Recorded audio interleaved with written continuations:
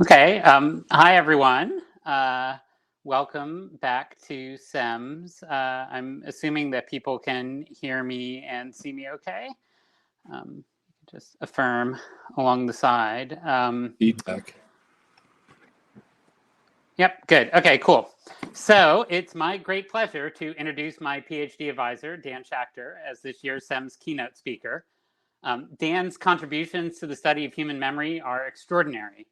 So his superpower has been to identify areas of research that are ripe for study and then map out the conceptual and experimental landscape so thoroughly that it becomes almost impossible to think of a time when we didn't understand these things. He did this for implicit memory and the idea of memory systems early in his career. He went on to explore constructive memory, and more recently, Dan and his collaborators have applied the same approach to exploring the role of memory and imagining the future. Dan's contributions are so ubiquitous, he's been so successful at changing so many aspects of our understanding of memory that his body of work truly makes up the air we breathe as memory researchers.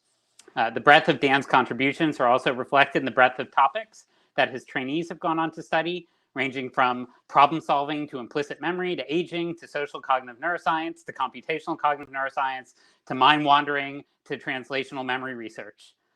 I'm personally very grateful for the advice that Dan has given me, both, of course, on scientific topics, but also other important topics like how to soothe an upset baby, which indie folk rock bands I should be listening to, how to efficiently navigate from point to point in Boston, and when I should turn off my email so I'm not overcome by anxiety in the middle of the night. So I'm very excited that Dan has this opportunity to share his ideas and wisdom with our conference today. So without further ado, take it away, Dan. Well, thank you very much, Ken. I think there's a reverberation problem here. Okay. Are you hearing me without feedback or just hearing? I'm hearing you without feedback. Okay. Okay, good. I'll turn off my mic. Yeah, turn off your mic. Okay, start again. That sounds much better. So thank you very much, Ken, for that greatly appreciated introduction. It's hard to believe. It's over 25 years since you've been in my lab. It's amazing. And I want to give a shout out to the organizers for putting together this conference at a time when I think those of us involved in memory research really need something like this. So it's a real pleasure to be here today and to be able to give this talk. And the work I'm going to talk about is work that got started in my lab a little over a decade ago. And I want to begin by just telling you about a very simple experimental paradigm that launched this line of research. And then I'm going to spend most of the time talking about more recent developments that this line of work has spawned. So it began with a simple paradigm that I'm referring to in this slide as the past-future fMRI paradigm. This is a study led by Donna Addis when she was a postdoc with me. And I'm borrowing here the illustration from a Nature Reviews neuroscience article that we wrote back in 2007, showing in very simple form the basics of this paradigm. So participants are in the fMRI scanner, they're given a cue word, and they're asked either to remember a past experience from the last few years related to that cue word. So I remember taking a day trip last summer and walking on the beach would be in response to a cue word such as vacation. Or they're asked to imagine into the future, the next few years, and imagine an event that might plausibly occur related to the cue word. So I imagine picking out a puppy at the pet shop next year would be in response to a cue word such as dog.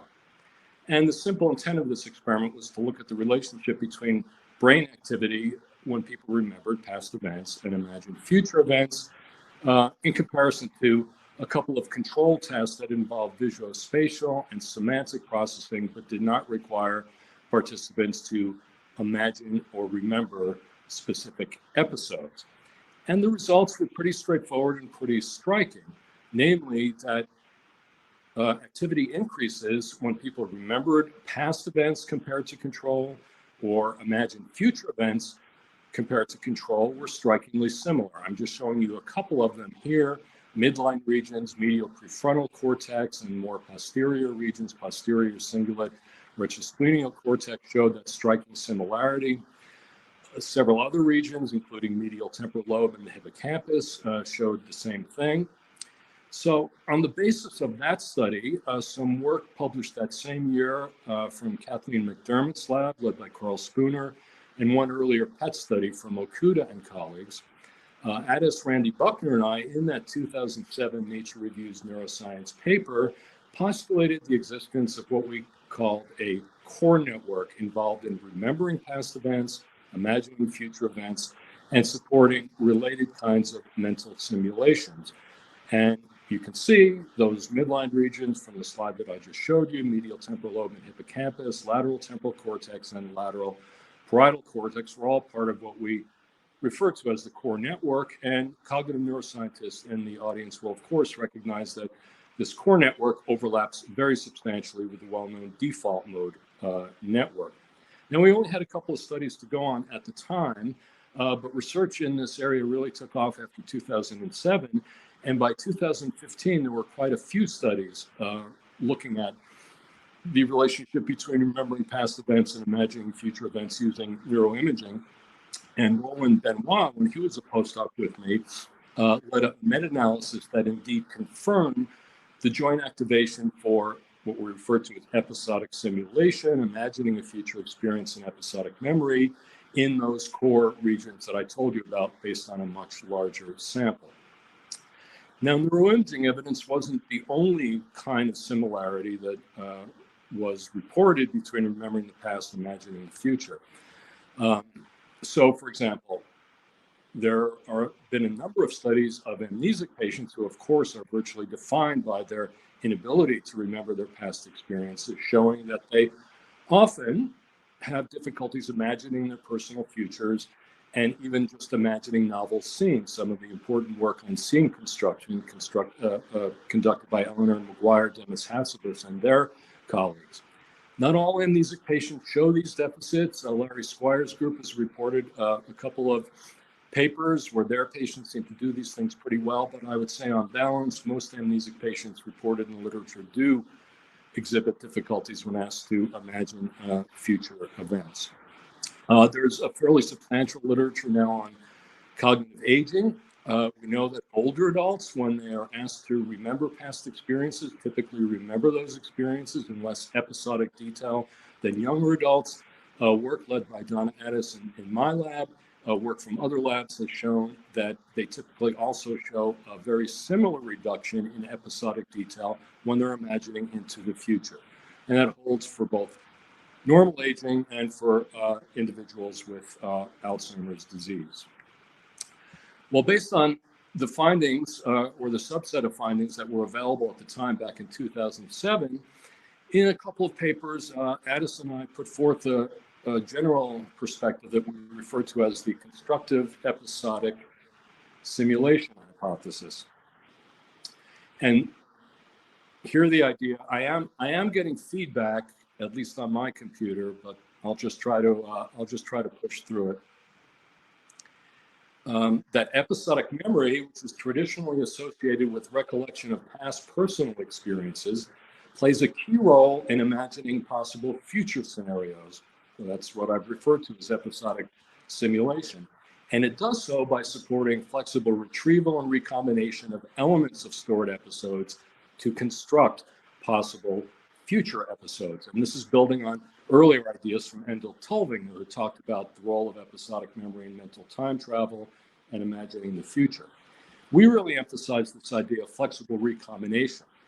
And we suggested that flexible recombination is adaptive when we're attempting to use memory for the purpose of future simulation, because the future is rarely identical to the past. So we want to be able to take bits and pieces of different past experiences and recombine them in a flexible way to simulate novel upcoming situations based on past experience. If we were just restricted to literally retrieving a past experience that had occurred as a model for the future, that would not be an ideal situation. We want to benefit from the variety of experiences we've had. So that led us really to focus on the importance of this process of flexible recombination.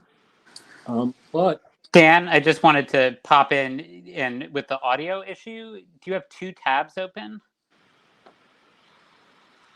let that me might temporarily end the show for now.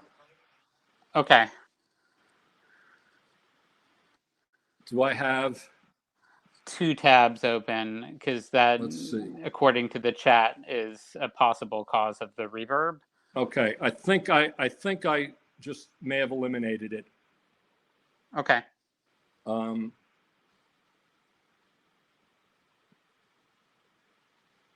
Let's go.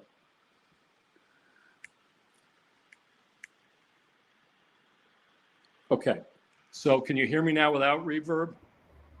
We can Yes. hear you, but can you go ahead and share your slides again? Share the screen. Okay, we'll do.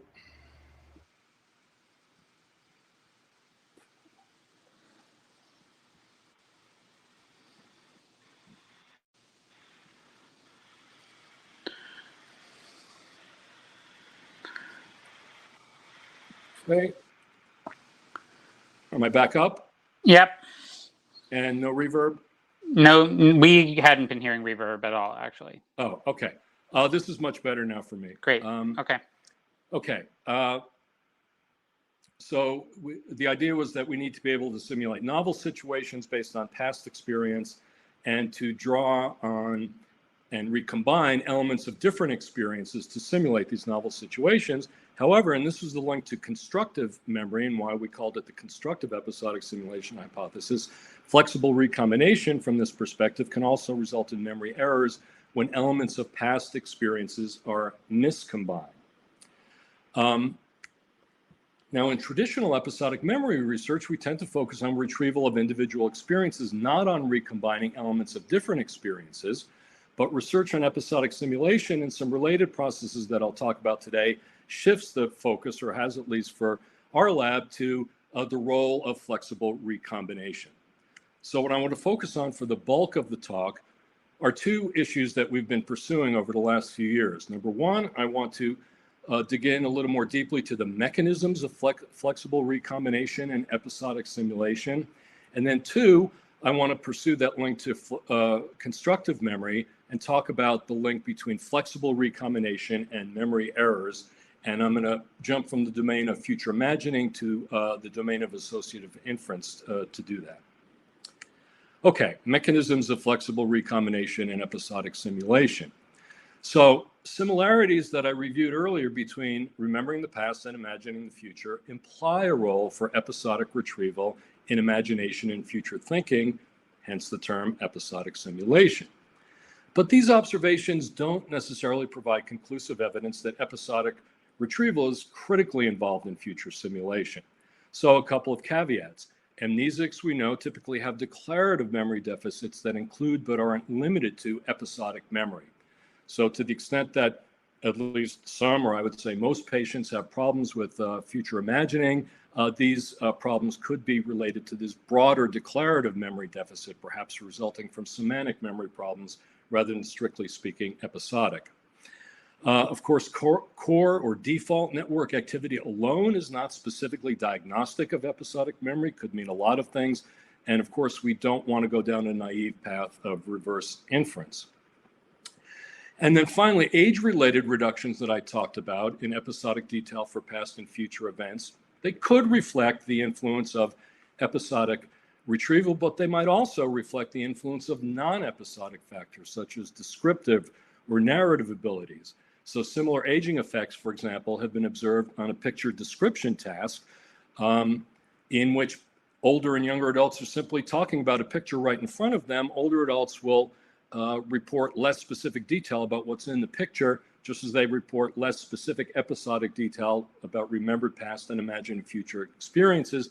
But these picture description effects really wouldn't make any sense to attribute to episodic retrieval. Okay, so our approach to get at this issue and provide stronger evidence one way or the other on the involvement of episodic retrieval in imagination tasks that aren't typically considered episodic memory tasks has been to try to manipulate the involvement. And I want to tell you about two kinds of manipulation that we've been looking at in my lab over the past few years. One is a procedure that we call episodic specificity induction, and two is some recent work using CEMS or transcranial magnetic stimulation to try to manipulate the involvement of episodic retrieval in these processes of interest. So let's first talk about ESI. What is that? Well, we define it as brief training in recollecting details of a past experience. A lot of this work was led in the lab by two graduate students when they were graduate students in my lab, Kevin Medor and Helen Jing. And for our ESI procedure, we adapted the well-known cognitive interview developed many years ago by Fisher and Geiselman as a forensic protocol that's been shown to increase episodic retrieval in eyewitnesses. And for our purposes, what we were trying to do is use this as a way of sort of cranking up episodic retrieval processes and looking at the effect of those episodic retrieval processes on subsequent task performance. So the logic was that by activating or biasing episodic retrieval, the ESI should have selective downstream consequences, boosting performance on subsequent tasks that draw on episodic retrieval, such as future imagining, while having little or no effect on subsequent tasks that don't draw on episodic retrieval, such as describing a picture, which I referred to briefly earlier. The typical procedure in these experiments is that participants come into the lab, they view a brief video. The most frequently used one in our lab has been a video of people carrying out unrelated activities in a kitchen. It could be a video of almost anything. And then after they see that video, we try to get them to unpack their episodic memory of it in as much detail as possible using an adapted version of the specificity of the cognitive interview. That's the ESI. So this is just an example of one of the kinds of probes they would get. They'd be told to close their eyes, get a picture in their head about the people, in this case, in the video they saw, think about what they looked like, what they were wearing, try to tell me everything you remember about the people in the video, and this is done for objects, actions, and so forth. So they're really unpacking their episodic memory of what was in that video. We've got to compare that to something. The standard control induction that we've used, we've referred to as the impressions control. Typically, these experiments are done within subjects with ESI and control induction in the early work done a week apart, of course, counterbalanced, and in more recent studies, sometimes done within the same session, counterbalanced. So for the control induction, they see a different video of people doing stuff in the kitchen, but now they're thinking back as in ESI, but they're just giving their general impressions. What were your general impressions? Did you like the video? When did you think it was made? So in both cases, they're thinking back to what they saw, but only with ESI are they unpacking a detailed episodic memory. And then they would typically be given the main tasks. I'm just going to illustrate the tasks here from our original paper with Kevin Medor and Brendan Gesser on this, published a few years ago. So you've had either ESI or the control induction. Now you get one at a time picture cues, and you're either asked to remember a past experience related to that picture. So you might remember a beach vacation from last year here. We think of that, of course, as an episodic dependent task. For another of these cues, shopping mall, you might imagine a possible future experience related to the picture, going to the shopping mall next month. That too we think of as an episodic dependent task. And for the picture description task, you're just telling us about everything that's in the picture. I'm not going to go into the results of individual studies here. These are all published and have been, main effects have been replicated many times. But the critical point here is that we've consistently found is that the ESI selectively boosts performance on these, what we hypothesize to be episodic dependent tasks. The tasks that we hypothesize draw on episodic retrieval while having no impact on various kinds of control tasks. So in that study I just told you about, there were effects on imagining future experiences and remembering past experiences, no effects on picture description, similar patterns with other tasks in other studies involving imagining the future, remembering past experiences. A whole series of studies by Helen Jing extended this in the domain of means and social problem solving, which has at least partial overlap with episodic future simulation. And finally, there have been several behavioral studies now showing impact of ESI on divergent creative thinking, where you have to come up with unusual uses of common objects, a task known as the alternate uses task that I'm going to return to in a few minutes. And these effects we've seen are identical in our hands, regardless of whether ESI is compared with the impressions control that I told you about, or a low-level control where people just do math problems. Well, these behavioral effects led to a prediction that set up an fMRI study reported a few years ago. So based on the behavioral data, we expected that core network regions previously implicated in episodic retrieval would be influenced during an imagination task by a prior ESI. So this was reported in 2016. The contrast now is between a future imagining task and a control task. So people are in the scanner, they get single keywords for both tasks. For the imagination task, as before, they're just imagining a personal future event in response to the keyword.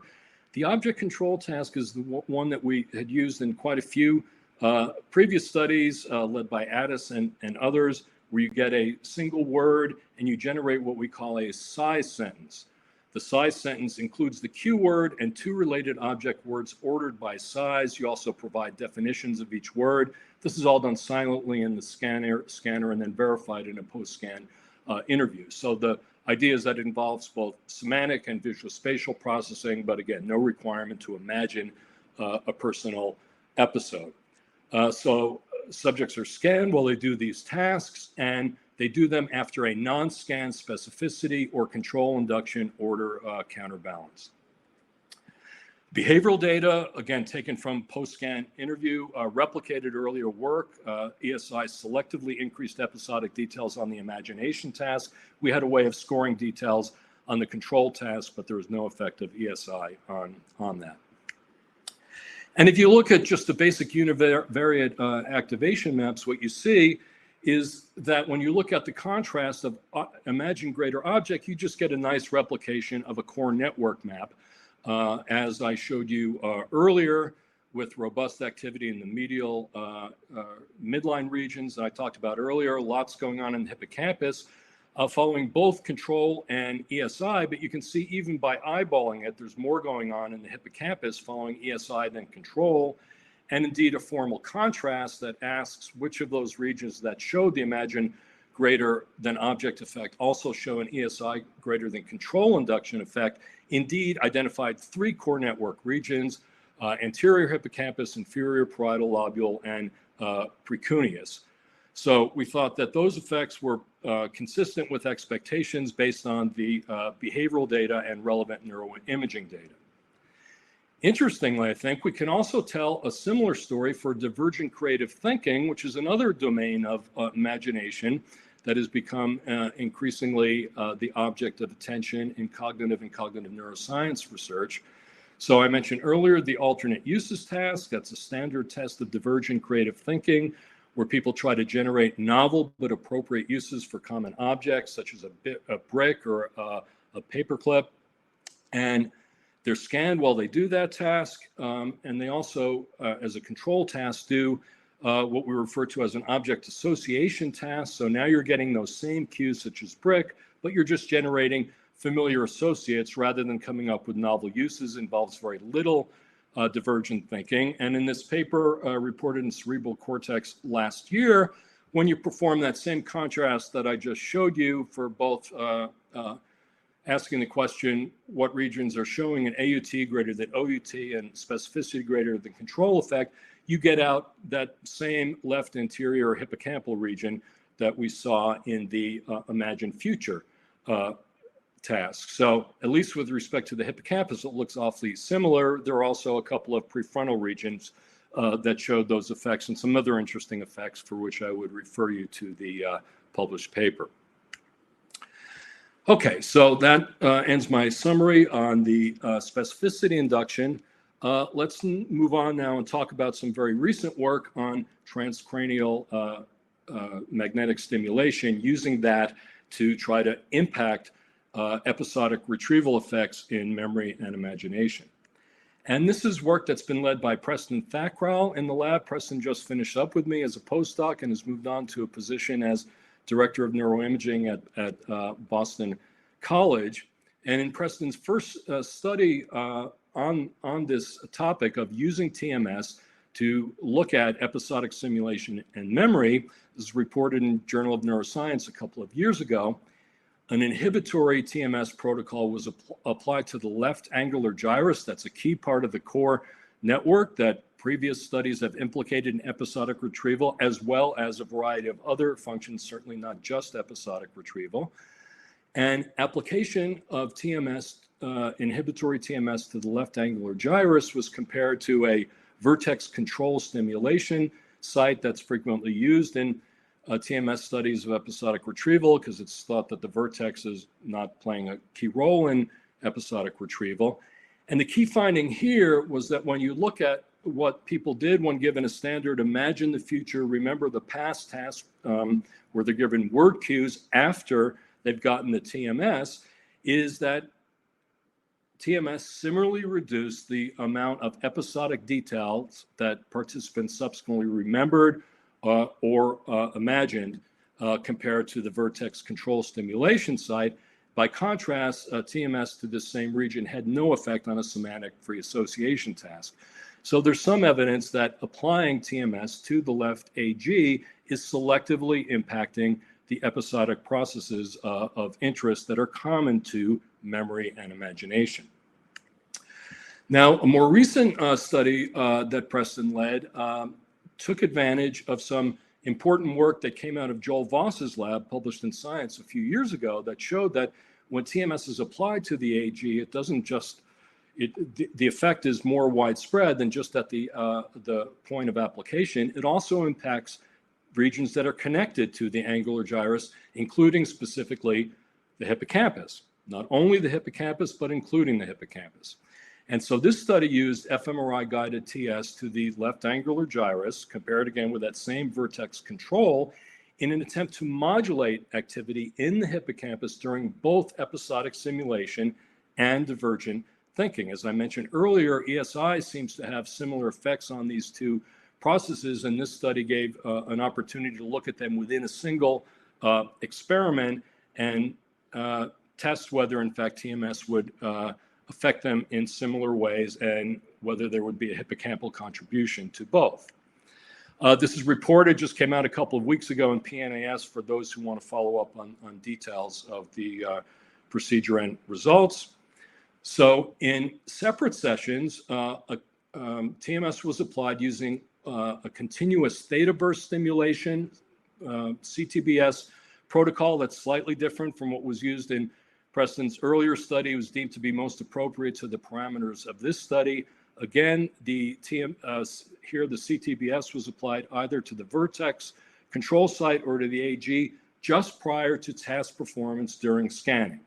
So CTBS was not applied in the scanner, but just prior to it, and the effects last long enough that you can pick up effects when people then go into the scanner. Word cues were then presented during scanning, and participants imagined a future event, generated alternate uses, the AUT task, or performed the sentence generation control task. The target AG region, and this turns out to be important, was identified in a separate initial session based on a participant-specific resting state functional connectivity analysis with the hippocampal seed region from a study that I didn't have time to go into in detail, where we had previously shown within one experiment just using fMRI activation that shows common activation during episodic memory simulation and divergent thinking. So that was the hippocampal seed region for everybody, and then that led to slightly different target AG regions for various subjects. Details of imagined experiences were coded using the well-known autobiographical interview from Brian Levine and colleagues. So that's in fact the procedure that we've used in many of the studies that I just talked about. But just to lay that out for people who are not familiar with it, that decomposes remembered and imagined experiences into what are referred to as internal details, basically episodic details. who, what, when, where details, in this case about the imagined future event, versus external details, which are broadly non-episodic, related facts, commentary, references to other incidents, and this is done with blind raters, and we get very high agreement among these blind raters about what constitutes an internal or external detail. AUT performance was scored standardly for fluency, that's the number of novel and appropriate uses that people come up with, and flexibility, categories of novel and appropriate uses. Those are two highly correlated measures of AUT performance. So let's look at the behavioral data first, and what you can see in the top part of the figure is that if we look for the simulation, internal or episodic details, replicating previous results, there's a reliable reduction in the number of these episodic internal details that people produce when they imagine a future event following the stimulation to the angular gyrus versus the vertex. We have a way of coding that for the control task, as I alluded to earlier, no impact on control internals. And external details are fairly uncommon and unaffected by the manipulation. And if we look down at the effect of the TMS on the AUT task, what we see are significant effects in reducing both fluency and flexibility. So within one and the same experiment, behavioral data look quite similar for AUT and future simulation. And then when we looked in at the hippocampus, indeed, what we saw was evidence of hippocampal regions showing a task by CTBS site, angular gyrus versus vertex interaction. So what you can see is that for the simulation and alternate uses task corresponding to the behavioral data, indeed there is a reduction in signal change in the depicted hippocampal regions following stimulation to the angular gyrus for both simulation and uses. No such effect for control. If anything, it goes slightly the other way. So two additional analyses I just want to mention briefly. Number one, these behavioral and neural effects were linked. So parametric modulation analysis indicated that the key CTBS-related behavioral effects, reduced episodic details, and fewer creative uses following CTBS to the vertex versus AG, modulated the key CTBS-related neural effect, reduced hippocampal activity during episodic simulation and divergent thinking following CTBS to the vertex versus the AG. And second, there were some effects on connectivity that were observed. So resting state functional connectivity analysis done after task performance showed that hippocampus to AG connectivity decreased after CTBS to the AG versus the vertex. Now, granted, that was done after task performance as well, so there could be an effect of that on the resting state measures. Okay, one caveat we discussed in the paper is that although we observed effects in the hippocampus, we also saw some similar effects in a few other core network regions, so we can't claim that the observed effects involve only hippocampal dependent processes, but we think this does get us closer to showing that these hippocampal dependent processes and others are playing a causal role in both episodic future simulation and perhaps a similar role in divergent creative thinking. Okay, so what I want to do now is move on to another test of the constructive episodic simulation hypothesis, where we're going to really zero in on what we've referred to as the episodic flexible recombination processes. And we're going to ask a question, or a question was asked in this next study, about whether future simulations rely on recombined episodic details at the individual item level, which is a question that had not been asked in quite the way that it was asked in this study. This is another one that's led by Preston Thakral, recently out in cerebral cortex for those interested in all the details. So the primary question here, again, focused on the hippocampus, region implicated obviously in episodic future simulation and linked with reinstatement of episodic information during memory tests in many previous studies. Does it also support the same kind of reinstatement of episodic simulation during future simulation? This study also focused on the angular gyrus, given its likely role in retrieval of episodic detail. And this study used a multivoxel pattern similarity approach to interrogate the similarity between hippocampal and angular gyrus neural patterns during memory and simulation at the level of event details. Okay, so let's walk through the methods. It's a 2-session study using what we refer to in our lab as the experimental recombination paradigm. It's a procedure we've been using for over a decade, started with some early studies led by Schacter Addis. And it's a way of getting control over what people imagine and getting them to recombine details of past experiences under experimental control. So the first session is a stimulus selection question where people generate a bunch of specific events from the last 5 years occurring at a unique time and place, not lasting more than a few minutes to an hour. So for example, a picture, one event might be titled Picture with Seagulls, and a critical part of this is that the subjects identify a critical person, in this case Janine, and location, Ocean Beach Pier, associated with the memory that they title Picture with Seagulls. Another example would be Dog Training Sunday. So that's the name of the memory they come up with in this session, and the person is Otis, and the location is a kitchen in Dallas. Then they come back for the experiment proper, the fMRI session, and they're going to get an episodic memory task where they have to recall that memory. So they're going to recall, focusing on the 2 critical details, the memory associated with Picture with Seagulls while they're in the scanner. In the episodic simulation task, this is where we recombine details and ask people to imagine a novel future episode, and we tell them which details to recombine. So here we're taking Otis from the Dog Training Sunday memory and Ocean Beach Pier from the Picture with Seagulls memory, and they've got to generate now in the scanner a novel future event involving those 2 details. So let's walk through the trial schematic. For the recall test, they're given a trial cue, then they're given the title of that memory. They've got 10 seconds now to recall the event, focusing on the person and location, and they do a variety of ratings after that in the scanner. I want you to pay particular attention to the vividness ratings because those turn out to be important.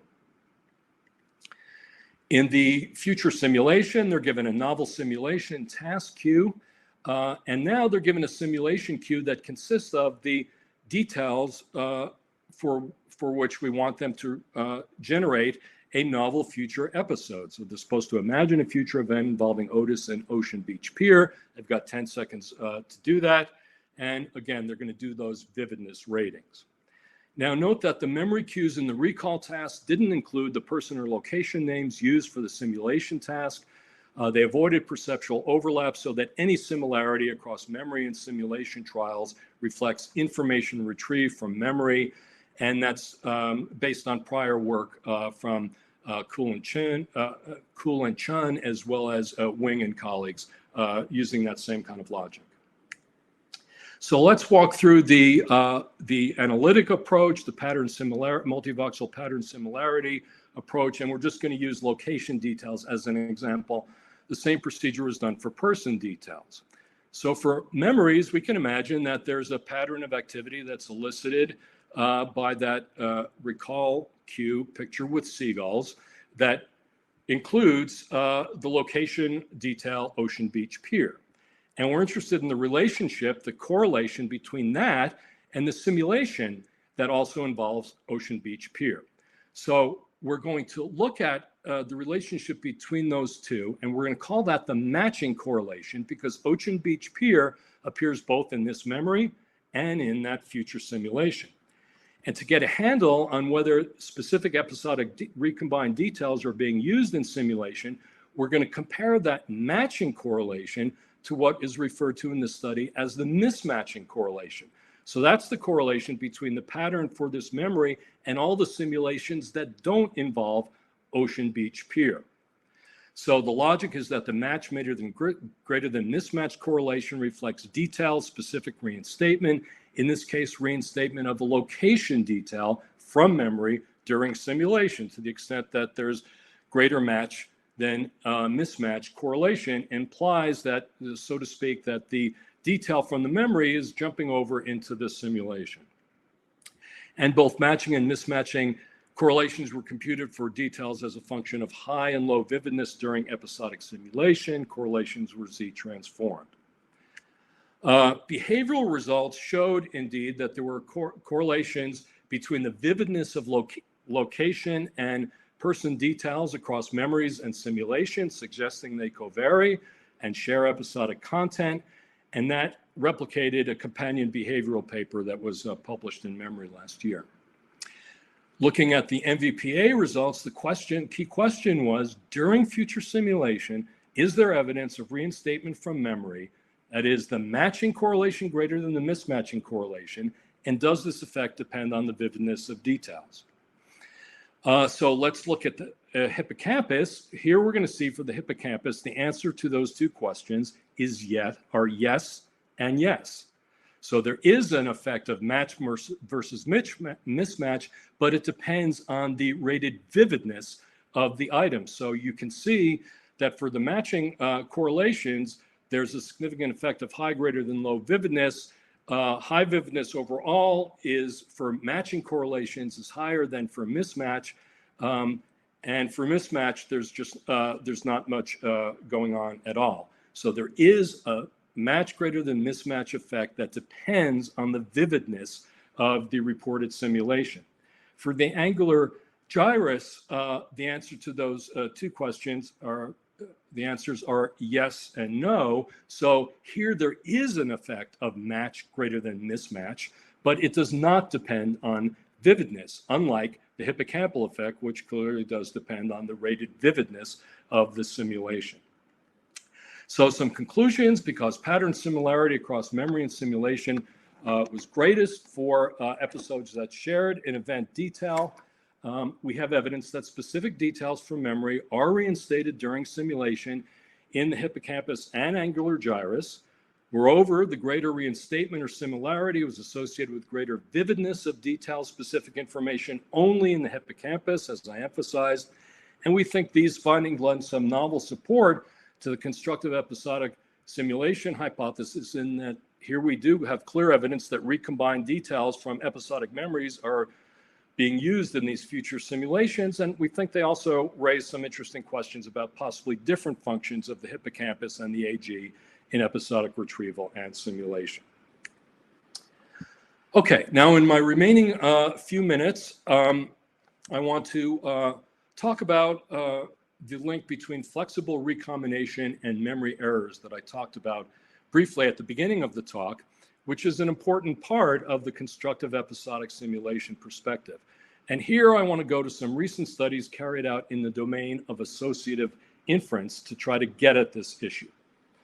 So the constructive episodic simulation idea holds that the same flexible retrieval and recombination processes that serve the adaptive function of constructing novel event representations that support episodic simulation and related functions can also contribute to memory errors when elements of different experiences are miscombined.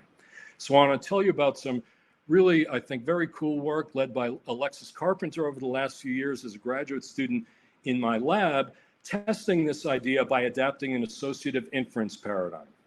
First, going to tell you about one behavioral study, and then some very recent fMRI results, and that'll be the end of the talk.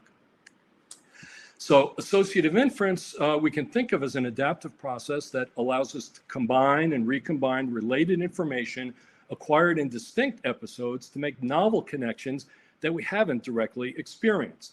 So in this schematic, we see a grown man and a construction toy, and we see a little boy in a construction toy. So if those two things are linked, we can make the inference that there's some kind of relationship between the man and the little boy, even though we have not encountered them together in a single episode.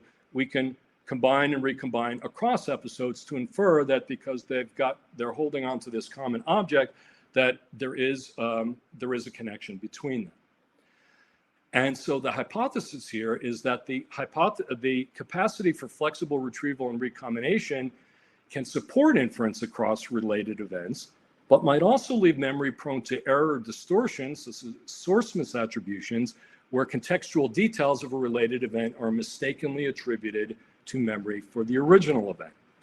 So in the initial study from Alexis published in JP, LMC a few years ago, 4 experiments used an A-B-B-C associative inference paradigm based on earlier work from Ali Preston and colleagues to test the hypothesis that flexible retrieval and recombination process that supports successful inference can also produce false memory, in this case, source misattribution errors. I'm only going to tell you about one experiment in the interest of time, but the basic effect is replicated under experimental variation in 3 other experiments.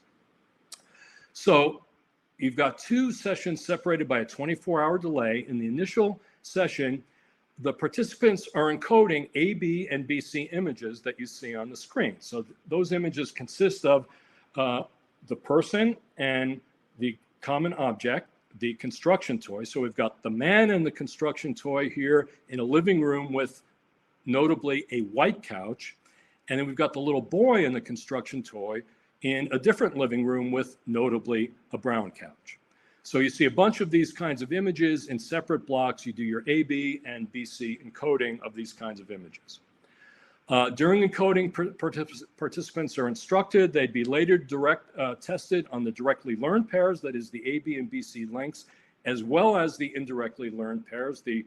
Those are the inference items, following work by Zytomova and Preston. And they're also informed that they'd be asked about scene details, so they know what's coming up. There are 2 sessions separated by a 24-hour delay. After session 1, A, B, and BC encoding, session 2 has the critical manipulation. So first, they're tested for half of the encoded items in their memory for source details. And as I'll show you, that would be, for example, the color of the couch in the living room.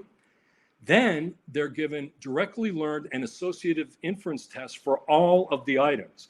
And that's the critical manipulation, because we think when they're making the associative inferences, they're doing the flexible recombination processes of interest, and we're interested in the impact of those processes on subsequent source memory. So now they get the second half of the items where they're tested for memory for their source details. Again, is the couch brown or white?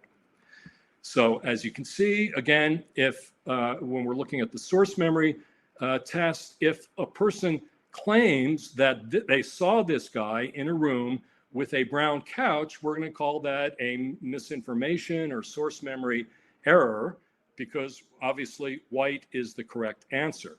We also ask them, where do you remember seeing this information? And if they say, well, I remember it from the first set of images, or I remember it from both the first and second, that brown couch, then they have a contextual source memory error, because in fact, it didn't appear in the first set of images, the brown couch that they're erroneously remembering.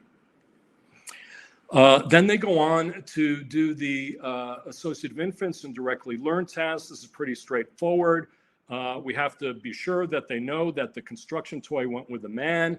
And then the test of greatest interest here is associative inference. Do you realize that this guy is linked to this boy versus the common object? That's where you have to do flexible recombination. And then after you've done that, we're going to test you on the other half of the source memory items.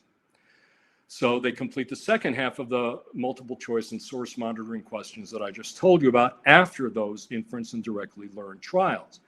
So the key hypothesis here is that if flexible retrieval leading to successful inference also increases susceptibility to false memories, then the proportion of source misattribution should be higher for correct than incorrect inference trials, but only when the detail or source test is given after the associative inference test, because that's when the flexible recombination processes of interest are thought to be occurring.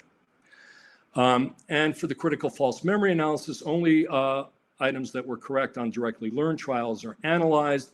So the results I'm going to show you depend on linking the 2 episodes and successfully making the inference that A and C are related. What effect does that have on source memory accuracy? And here's the basic result that replicated 3 subsequent times in this paper. a time by inference interaction. So I'm showing you the proportion of false memories as defined earlier before the inference test and after the inference test as a function of whether you got the inference right or wrong. So when the source memory test is given before the associative inference test, it doesn't matter whether you got it right or wrong, the inference on the later test, about the same proportion of false memories.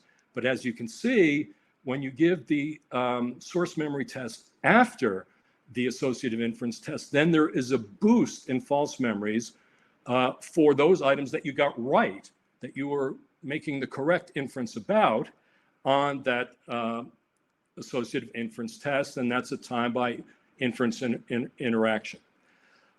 These results suggest that recombination during retrieval is required, that's required for successful inference, can lead to source memory error. There are other mechanisms for making associative inference. Integrative encoding, for example, is well known in the literature, but these effects depend on having just had that associative inference task. So why does this happen? Well, when people make a correct inference about the relationship between elements of events that haven't been experienced together previously, they may more fully recombine details from the two episodes, such that details from one episode migrate to and become incorporated in the related episode. Supports a key idea of the constructive episodic simulation perspective, and this basic effect was extended to the domain of value details in a JP General paper published in 2018. Now, I just want to quickly wrap up by telling you about what I think are some very interesting fMRI results. Building on the earlier work from Ali Preston's lab, this work is actually done in collaboration with Ali Preston, try to look at some of the neural processes that may give rise to the source memory errors that result from successful associative inference that I just told you about. So the hypothesis, this is from a paper under review, is that flexible retrieval and recombination mechanisms that support successful associative inference also result in the mistaken binding of contextual details across event boundaries, evidenced by, in this case, neural reinstatement of misbound details during later retrieval attempts. So how is this done? Well, it uses an approach that is similar to the approach I told you about in the Thackrell et al. Cerebral cortex paper. So initially, participants are exposed to just pictures of those contextual scenes. So there's that scene of the living room with the brown couch. They get 4 times through exposure to these scenes. They make pleasantness ratings each time. And what we're trying to capture here is the multivoxel pattern of activity associated with each of these scenes without the person or object in them. Then in that same session, outside the scanner, they're going to do A, B, and BC encoding, exactly as I told you about for the behavioral studies. And then they come back 24 hours later, and they're going to complete all these tasks in the scanner, and it's basically the same protocol as before. You get your source memory tests with half of the detailed questions, then you get the directly learned and associative inference trials, and then you get the second half of the detailed questions, and we're interested in the effect of successful associative inference on performance of those source memory details. So if we look at it from the perspective of the detail memory test, what we're interested in is what's going on in terms of neural pattern reinstatement when participants are thinking that this guy, they're thinking mistakenly that this guy, they saw him in a room with the brown couch. Well, there's going to be a certain pattern of activity associated with that. And we're going to use the same R match versus R mismatch approach as I told you about earlier in the episodic simulation study to try to link that back to the patterns observed during the pre-exposure phase. So the question is there evidence now, more evidence for neural reinstatement of this pattern associated with the brown couch in the living room after they're making a successful associative inference than when they're making an unsuccessful associative inference, and that's going to be indexed by the difference between R match and R mismatch. And we want to know, is there evidence of neural reinstatement of this erroneous? So context. About to finish. So do neural patterns during retrieval of contextual details following successful associative inference become more similar, higher R match minus mismatch to the overlapping yet incorrect context compared to after successful associative inference? Focused on 3 ROIs identified from previous work that have been implicated in previous studies of associative inference, anterior hippocampus and posterior MPFC, and also a left inferior temporal gyrus region that's been consistently implicated by previous studies in reinstatement of contextual details relevant to our paradigm.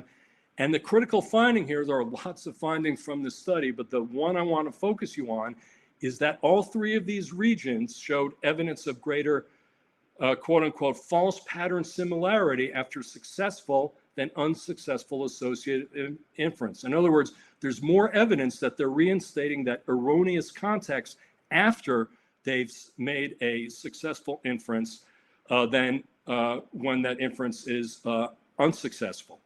And it's also the case that the degree to which this incorrect but related scene was reinstated in that content reinstatement region, the left ITG, tracked the behavioral false memory effect, greater reinstatement linked to more memory errors. So a couple of conclusions for this work on associative inference. We think there's some preliminary evidence here, at least, that inference-dependent source contextual memory errors are accompanied by reinstatement of false neural patterns representing the mistaken context. And in conclusion, I focused a lot on flexible recombination here as an aspect of episodic retrieval. And it exemplifies what I called in an American psychologist paper a few years back, an adaptive constructive process, plays a functional role in memory and cognition. We've talked about future simulation, associative inference, divergent thinking, but can produce distortions or errors as a consequence of doing so. And I think that research that explores these adaptive constructive processes can both help to illuminate the nature of memory and also link it to a broad domain of other cognitive processes. So thanks to my members of my lab, collaborators, funding sources, and thanks for your attention in this interesting virtual world that we now inhabit. All right. Thanks, Dan, for a fantastic talk. So we have some questions now. It looks like the top rated question is from Maureen, who probably can make herself visible to ask it. Or I'm happy to read it. Okay. Oh, here we go. Hello, thanks for a great talk, Dan. So my question, as I wrote it here, is really just what do you think is the mechanism that support the effects of the episodic specificity induction?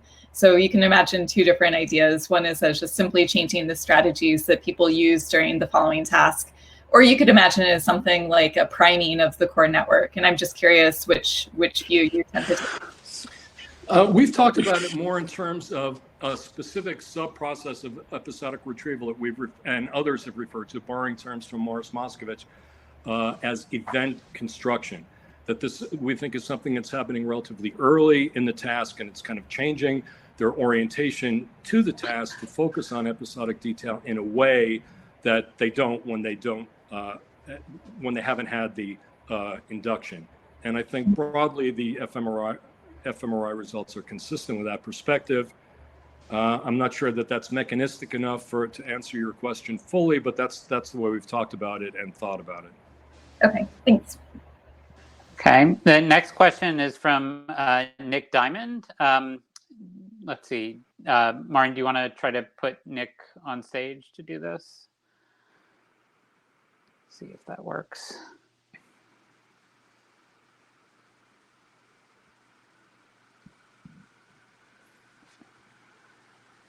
If it takes more than a minute, then I can just read it too. Hello. Hi. It was unexpected. Wonderful talk. My question is about the MVPA study where you had common ingredients shared across simulations and memories. I'm wondering if those ingredients are something like engrams that are tied to personal memories, like the beach you referred to, or if we should think of those common ingredients as being general concepts, regardless of whether or not they're attached to an episodic memory. Yeah, good question. I think the bulk of the evidence from our lab would point us in the direction of the former, thinking of them as components of specific episodes, and that raises broader questions about how we think of the representation of engrams or specific memories. But given the overlap in results between what we saw in that study and some of the episodic specificity induction studies, which all point toward this event construction or sub-process of episodic retrieval as being the key element and point away from something more conceptual, I would tend to opt for the latter in that study as well, just pulling those two lines of research together. But I don't think the answer is really fully known. Cool, thank you. All right, thanks. So next, I guess I'll read this question from Rich Schifrin. So this is supposing that there are episodic traces and also semantic traces or knowledge. Have you done induction tasks like ESI emphasizing episodic traces and other induction tasks emphasizing the use of general knowledge? This helps get a general motivational and depth of processing as bases for improved later performance after ESI. Yeah, that's a good question. Expect that coming from Rich. And we have not done a formal semantic induction. We've talked about that. We have thought of our impressions control as kind of roughly a semantic kind of induction. So they're giving their general impressions there, and everything is for ESI is contrasted to that particular induction. We could always have, better or tighter controls, but that's as far down the road of semantic processing with the induction work as we've gotten. But I think that could be a very interesting line of work because, in fact, there's no question that semantic processing and semantic memory plays a role in episodic future simulation. That's been established in lots of studies, and we're not claiming an exclusively episodic perspective here. So I think an effective induction that really targeted semantic processes could be as informative as we think the ESI has been on the episodic side. Right. Thanks. So the next question is from Alex Barnett. Let's see. Maureen, can you try to put Alex up?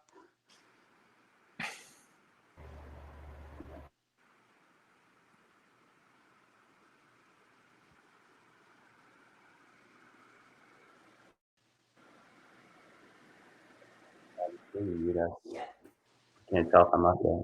You're up. No. Oh. Go Hi, for it. Can everybody hear me? Yep. Can't tell if I'm up there. You're up. I think he's got the same problem I have. Yeah, I was just wondering, for the associative inference test, the examples provided use details that could be imagined to fit into some kind of prior knowledge. So the man could be like an older relative, like a father to the boy, who was like a son.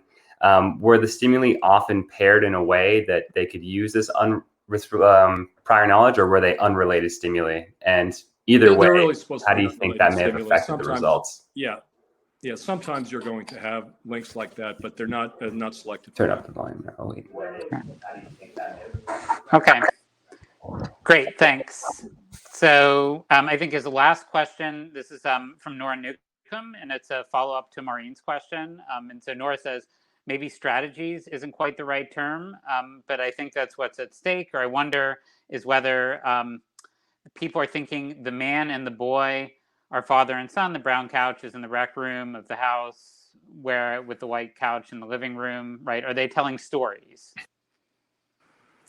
Again, I think that's an interesting question, and you might be able to go back and scale the stimuli for how story-like they could be, but I would say on balance, that probably would not cover the entire stimulus set. I mean, it's possible that people are sometimes doing that, but again, then the interesting question remains, why do the memory error effects that depend on successful inference also only occur after they've had that associative inference test? I think that that's something that really has to be explained. So I don't know that it can be definitively ruled out, but I think it's unlikely to be the source of the key effects that we observed.